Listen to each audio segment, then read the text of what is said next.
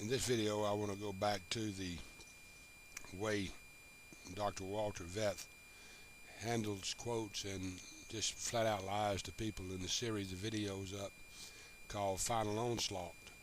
I find it interesting that all of a sudden these 5 videos dealing with total onslaught are gone after I showed that he had just flat lied about the Rabbinical Curse that does not even exist. And I wouldn't even bother making this video except for I found an entire series up now dealing with it is called Total Onslaught, in which this is going to be a part of them, where Walter Veith has just so many total misquotes in there. It's pathetic, really, and I plan on dealing with a lot of them, but I want to deal with one more he makes here in this videos that somebody's taken down now that was called Final Onslaught. Before I do that, let me deal with Rushdie's 2 inaccuracies and just flat out blatant lies. He tries to make a response to my video called Rabbinical Curse, and tries to show a quote I'd made by Ellen White, and then a video Kingdom Mentality had made. See, Rushdie 2 is very dishonest, just like Walter Veith and the rest of the Seventh-day Adventist members I have to deal with. He put up a quote where I'd showed Ellen White had said the most worthless job angels have was guarding the bones of William Miller.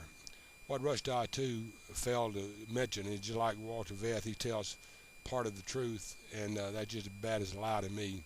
What he failed to mention about that is that I'd answered his question about it several times.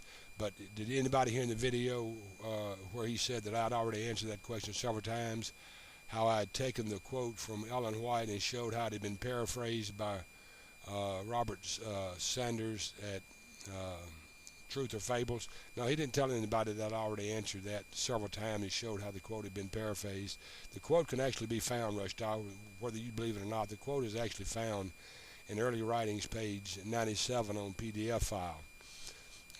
I went to Spiritual Gifts on Ellen White States, where they have the book up, and strange the quote is taken off of that page. In fact, it's on about a quarter of the page they show on 168 in there. It's amazing how they just delete things when it goes against them.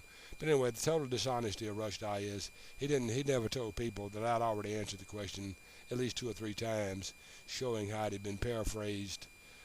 And the quote is actually in Early Writings, page 97, Rushdie. So maybe you just need to learn to tell the truth. As far as the thing about Kingdom Mentality, he also failed to show that I have a video up showing where Kingdom Mentality's citations led to the statement made by Ellen White. So Rushdie, I guess you fit in right with Veith. You just don't know how to tell the truth. So that'll answer his lies in the Rabbinical Curse video he tried to refute mine on. The man just needs to learn to tell the truth. That's all he needs to do, and let people know that I've already answered those things. But he couldn't do that. But anyway, in this series of videos, Final Onslaught or Total Onslaught by Veith, he's got to tie everything that he can find into 1844 to show that this was some great, humongous event taking place, and the Adventist movement was part of it. So he tried to take everything and tie it back to 1844. And he has an image I'm going to put up here in there where he talks about Marx began writing the Communist Manifesto in 1844. Well, since he said it, I knew it was probably a lie, so I began looking at it. And I come to find out, and I'm going to put these quotes up here for you. I'm just going to read part of them here for you. You can see the whole quote. Actually, it come to find out that Marx didn't start writing the Communist Manifesto until 1847. In late November of 1847, the Second Congress of the Communist League was convened. And Marx and Engels, who helped him write this, attended that conference, which was intellectually dominated by Marx. As a result of this, he was kind of pushed then to write something for the Communist Party and the Communist League. And so, under threat that he needed to get something done, he didn't even think about the Communist Manifesto until 1847. not 1844. It didn't happen in 1844. He wasn't even asked to do this until late 1847. And he actually finished it then in around January of 1848. So again, just another blatant lie by Walter Veith in his effort to slander the Catholic Church, just like Rushdie too does. You just can't tell the truth. You know, that's just these things can be run down so easy. To try to tie everything to some idiotic movement that was supposed to have started in 1844, and try to tie Karl Marx into starting the Communist Manifesto, when it's easily could be found that he didn't even start writing the Communist Manifesto until 1847. So just another slanderous attack by Walter Veith on the Catholic Church that he's trying to do. And I'll be showing many more quotes that don't even exist, some where he just totally misquoted and taken out of context. I mean, just look at his video, there's going to be errors in it. So that would take care of that video there.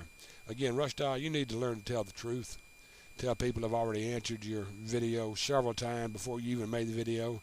Why weren't you honest enough to say that because you can't accept my answer? It's hardly my problem if you can't accept my answer or don't have the intellect to understand what I was saying. It's not my responsibility that you can't understand my answer. I've answered that question several times for you, as I stated earlier, showed where the comment is made in early writings, page 97, and how it was paraphrased into the way it was by Robert Sanders. If you can't understand that, Rushdie, it's hardly my responsibility. Until next time, this has been Golly saying, God bless.